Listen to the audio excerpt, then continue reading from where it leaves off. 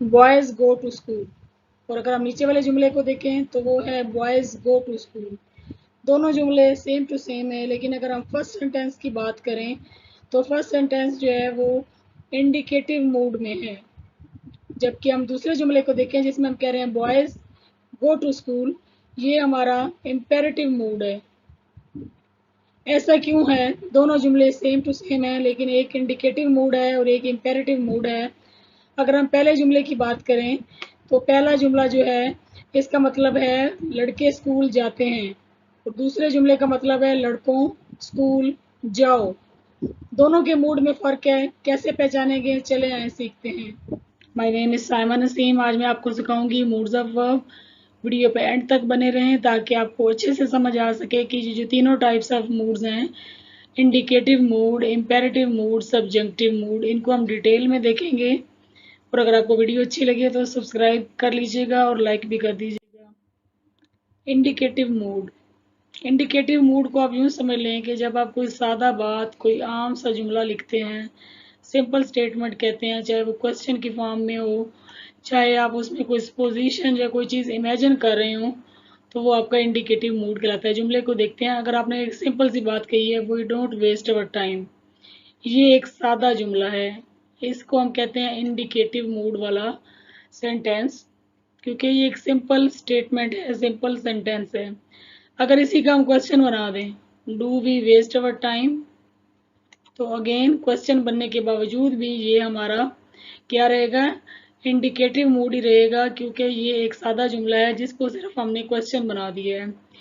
और अगर हम यूं कहें, हम कोई चीज़ इमेजिन करें, if we waste our time, अगर हम अपना वक्त ज़ाया करते हैं या करेंगे, वी विल रिपेंट, हम पछताएंगे, तो हमने इसको क्या बना दिया? हमने इसको एक इमेजिनेशन में ले गए या सपोजिशन की, हमने सपोज किया, यानी हम अगर अपना वक्त ज़ाया करेंगे तो हम पछताएंगे।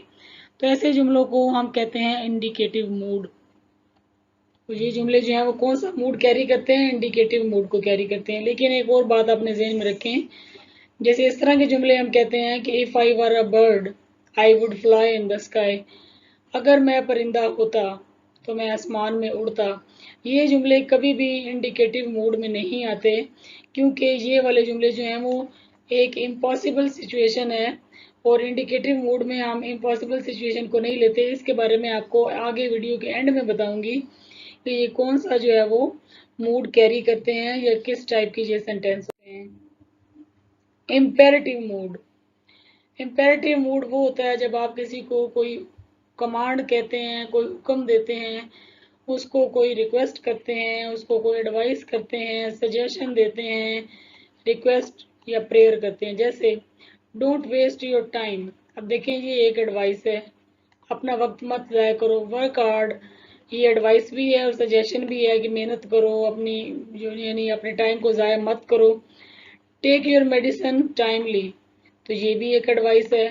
लेट हिम गो, उसे जाने दो, ये एक रिक्वेस्ट है। तो ये जो सारे सेंटेंस जो कि किसी हुक्म को, किसी सजेशन को, कोई एडवाइस को, कोई रिक्वेस्ट को, किसी चीज़ से मना करें, उनको हम कहते हैं इम्पेरेटिव मूड।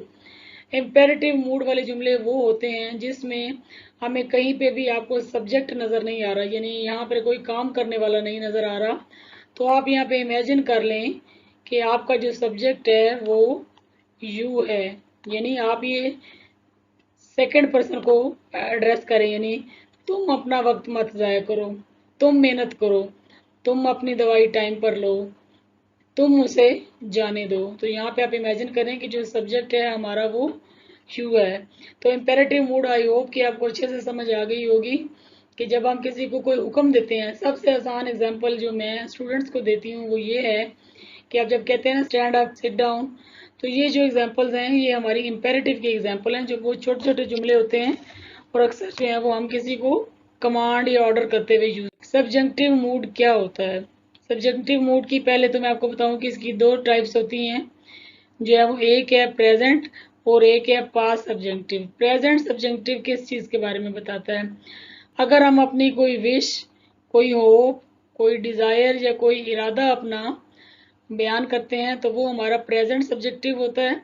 जिसके साथ हम फर्स्ट फॉर्म ऑफ वर्ब यानी बेस फॉर्म V1 को यूज़ करते हैं, जबकि जो हमारा पास्ट सब्जेक्टिव है वो वाला जुमला होता है जो मैंने आपको वीडियो के स्टार्ट में बताया था कि अगर मैं परिंदा होता तो मैं आसमान में उड़ता। वो जो जुमले हैं जो बहुत ही अनरियल, ऐसा क्या ऐसा मुमकिन है कि मैं परिंदा हूँ? कोई भी इंसान परिंदा तो नहीं बन सकता। तो ये एक अनरियल सिचुएशन है।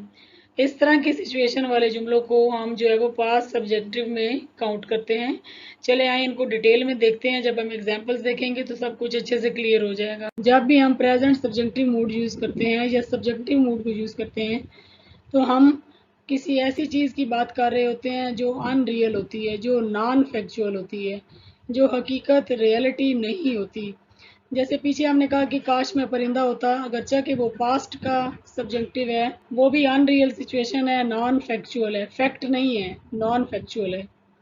इसी तरह ऐसे जुमले जिनके अंदर हमें ये वाले लफ्ज़ नज़र आते हैं, जैसा कि आप देख रहे हैं ऑर्डर, जब हम किसी कोई ऑर्डर करते हैं, एडवाइस करते हैं, रिक्वेस्ट करते हैं, demand, ask, suggest, prefer, wish, propose, recommend, request, demand, insist, इस तरह के जब हमें वर्ब्स नज़र आते हैं तो ये हमें इशारा देते हैं कि आने वाला जो क्लॉज है वो प्रेजेंट सब्जेक्टिव मूड में है। इसके अलावा अगर हम एडजेक्टिव्स को देखें तो ये जो आपको एडजेक्टिव नज़र आ रहे हैं, imperative, urgent, essential, important, preferable, advisable, necessary, required, ये जुमले इस तरह नहीं यूज़ होंगे, इस तरह यूज़ होते हैं जैसे it is important that, it is imperative that, it is urgent that, it is advisable that, it is imperative that. यानी इस सेंस में जब हमारे पास ये आपको नज़र आएंगे वर्ड्स, ये एडजेक्टिव नज़र आएंगे तो आपको पता होना चाहिए कि इनके बाद आप प्रेजेंट सब्जेक्टिव मूड ही यूज़ करते हैं। यहाँ पे हम एक एग्जांपल देख लेते हैं। आई सजेस्टेड, मैंने तजवीज़ दी, ही स्टॉप ईटिंग। अब देखें यहाँ पर आप एस नहीं लगाएंगे क्योंकि प्रेजेंट सब्जेक्टिव मूड में हम एस और एस का इस्तेमाल नहीं करते, बेस फॉर्म यूज़ करते हैं और ये किसी अनरियल सिचुएशन के बारे में बात करते हैं। इसी तरह दे एडवाइज्ड हिम, नसीहत की, दैट ही वर्क हार्ड। अगर आप यहाँ पर एस लगाएंगे तो ये आपका इनकरेक्ट होगा। आई इंसिस्ट हिम, आप किसी चीज़ पे इसरार कर रहे हैं, वो उस चीज़ पर जो मौजूद नहीं है, that they have a car. अब देखिए यहाँ पे भी हमने प्रेजेंट का बेस फॉर्म जो है वो हमने लगाई है। बेस फॉर्म क्या है? हैज़ और हैव जो है वो बेस फॉर्म हुई ना हमारी। यहाँ पे आप कह रहे हैं कि मैं इसरार करता हूँ कि उसके पास कार होनी चाहिए, कार उनके पास नहीं है। ये नॉन फैक्चुअल है, रियलिटी नहीं है। रियलिटी क्या है कि उनके पास गाड़ी नहीं है, लेकिन मैं इंसिस्ट कर रहा हूँ कि उनके पास गाड़ी होनी चाहिए। तो इसलिए ये जो है हमारा प्रेजेंट सब्जेक्टिव मूड है, क्योंकि यहाँ पे हमने हैव का वर्ड लगाया। अगर यहाँ पर हैड होता तो ये हमारा पास्ट सब्जेक्टिव होता। दे ऑर्डर्ड, उन्होंने ऑर्डर दिया, हिम, उसे, उन्होंने उसे ऑर्डर दिया, दैट ही स्पीक इंग्लिश, कि उसे इंग्लिश बोलनी होगी या चाहिए। तो यहाँ पे भी आप देख रहे हैं कि चूंकि ये ऑर्डर है और एक ऐसी सिचुएशन के बारे में बात कर रहे हैं जो कि नॉन फैक्चुअल है, मतलब कि वो इंग्लिश नहीं बोलता है, हम चाहते हैं कि वो इंग्लिश बोले, तो इसके लिए हमने यहाँ पे ऑर्डर्ड का वर्ड यूज़ किया और यहाँ पे हम यूज़ करेंगे प्रेजेंट सब्जेक्टिव। क्या है प्रेजेंट? प्रेजेंट सब्जेक्टिव मूड में हम कोई विश करते हैं, कोई होप, कोई डिज़ायर, कोई इंटेंशन। इनको देखते हैं ज़रा। गॉड ब्लेस यू, ये क्या है जी? ये आपकी विश है, आप किसी की अच्छी विश कर रहे हैं। मे शी लिव लॉन्ग, यहाँ पे भी आपने जो है वो कोई विश की है, कोई किसी के लिए दुआ ही की है। Long live king. अब देखें इन जुमलों में हमेशा हम बेस फॉर्म लगाते हैं। बेस फॉर्म क्या होती है? यानी इसमें आप यूं नहीं कह सकते लॉन्ग लिव्स किंग, अगर आप यूं लिखेंगे तो गलत हो जाएगा। अगर आप यहाँ पर एस लगाते हैं, मे शी लिव्स लॉन्ग, तो ये गलत हो जाएगा, क्योंकि जब भी हम प्रेजेंट सब्जेक्टिव मूड में कोई सेंटेंस बनाते हैं जिसमें कोई विश, कोई इंटेंशन, कोई डिज़ायर हो, तो वहाँ पे हम बेस फॉर्म लगाते हैं। बेस फॉर्म का क्या मतलब है? यानी वर्ब की वो फॉर्म, फर्स्ट फॉर्म जिसके साथ हम एस या ई एस का इस्तेमाल नहीं होता, सिंपल प्लेन बेस फॉर्म। इसके अलावा जो इस तरह के जुमले होते हैं, इट इज़ इम्पोर्टेंट, ये भी एक आप समझ लें कि एक निशानी है पहचानने की। It is important that he go to school daily, कि वो रोज़ाना स्कूल जाए। ये ज़रूरी है कि वो रोज़ाना स्कूल जाए, ये एक डिज़ायर है, हमारी तमन्ना है, हमारी ख्वाहिश है कि वो रोज़ाना स्कूल जाए।